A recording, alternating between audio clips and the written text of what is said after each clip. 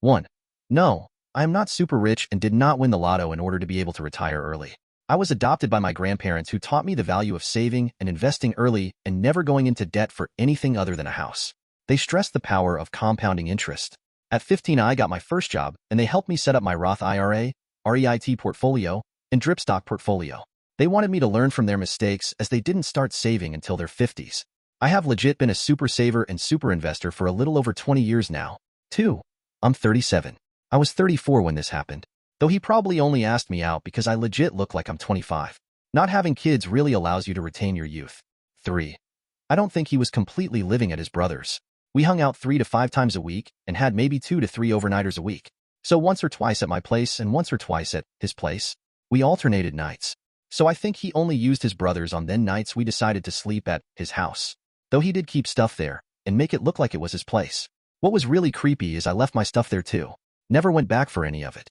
Is it weird that despite all the fucked up shit this guy hit me with, I kept wondering what his brother might have done with my toothbrush while it was there? LOL. 4. I never actually met his parents until after that awful night. We had made plans to meet each other's family for the holidays, but our talk was a few months before Thanksgiving, so we hadn't met each other's relatives yet. The first time I met his parents was a few days after that night when they came to my fucking house to convince me to give their son another chance. And believe me, that is a whole other story. Same for how I actually met his brother. 5. I honestly don't think he was massively in debt.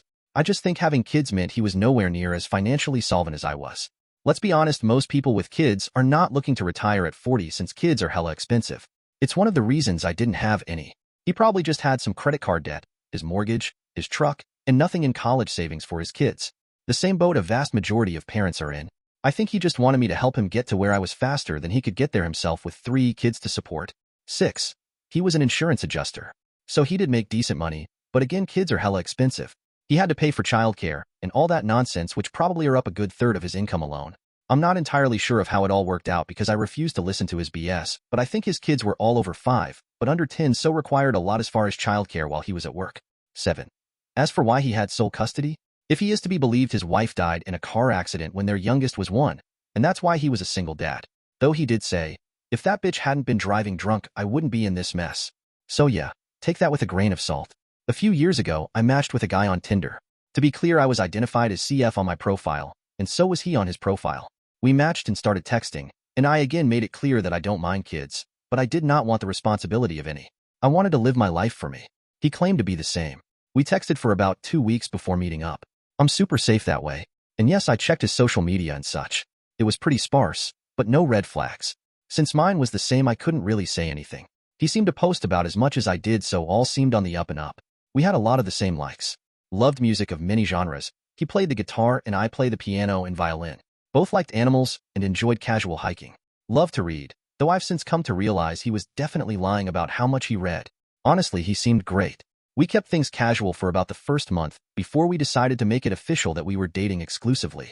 We saw each other probably 3 to 5 times a week for 6 months.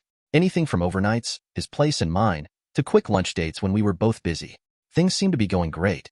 I met his friends, he met mine, and we made plans to meet each other's family over the holidays. Then comes the talk. You know, the one where you're more than casually interested and actually starting to think long-term about a partner? The one where you make sure you're on the same page about long-term life goals and ambitions? So we are having dinner, and I let him know I'm on track to retire at 40 to 45, and that I want to move to Europe and travel extensively. Take up writing and art again. I'm trying to delicately get around to what his financial situation is like. If he's got hundreds of thousands in debt, I need to bail. But if he's only marginally in debt, I'm willing to invest in the relationship at this point because he seems so great. Funny, smart, kind, hot as hell, and a damn good lay. LOL. So it happens. He literally knocks me dumb as he takes my hand and looks deep into my eyes and tells me there's something he's been keeping from me. I'm thinking he's about to let me know he's so far in debt that he'll be working until he's 90. Nope. He's got kids. This motherfucker had 3 kids. And not only that, he has sole custody. I'm literally stunned speechless as I listen to him explain to me that the condo we're currently sitting in is in fact not his house, but his single brother's, who agreed to let him use it for our dates, so his parents can watch his kids at his house since their apartment isn't kid-proofed. I remain speechless as he explains he didn't tell me earlier because he was afraid I would stop speaking to him, and that he can't bear to lose me because I'm the most amazing woman he's ever met. He tells me he wants to spend the rest of his life with me, and I'll be such an amazing mother to his kids because I'm so smart and level-headed and not a drama queen at all. This bastard then goes on to say that instead of me retiring early, I should sell my house and help him pay off his mortgage and debt, and then we can save to put all 3 of his kids through college, and once they graduate they can get good jobs and send us to Europe on vacation. I just sat there staring at this fucker as he looks at me with such an excited expression on his face.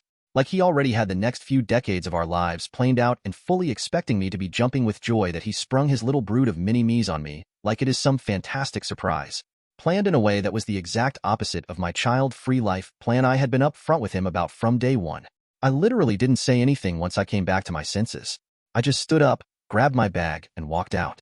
He of course followed me and kept telling me I was overreacting and please come back so we can have an adult conversation. He tried to keep me from getting in my car, and I finally faced him and told him I was 1 second away from dialing 911. He finally stepped aside and told me he'd be waiting for my phone call when I finally calmed down and was ready to be rational. Over the next 2 months, I was forced to change my cell number and threatened to have a restraining order taken against him and his whole family because he, his mom, his dad, and his fucking brother all started harassing me, blowing up my phone all hours of the day, coming by my house and my work. All of them telling me what a horrible person I must be to hate children so much that I would turn a great guy like him down. It finally stopped when I went to the police. I didn't have enough to get a restraining order, but they did send an officer to his house to tell him to leave me alone. He called one last time to leave me a message and tell me I was going to die a lonely cat lady and he was fucking done with me. And that I was lucky he'd given me the time of day because I wasn't that hot anyways.